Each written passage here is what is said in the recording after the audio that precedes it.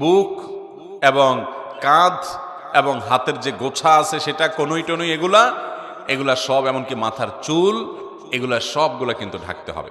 আমাদের অনেক মহিলারা আছেন, অনেক মা বোনরা আছেন, মা চাচিরা আছেন, যারা দেখা যায় এখনো আপনার শাড়ি পরে নামাজ পড়েন, তার উপরে কোনো ওড়না পড়েন না।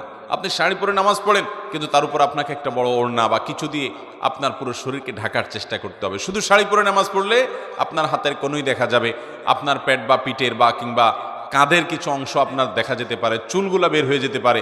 যদি আপনার পুরো নামাজ জুড়ে এরকম শরীরের সমস্ত অঙ্গ প্রত্যঙ্গ খোলা থাকে, আপনার নামাজ হবে না।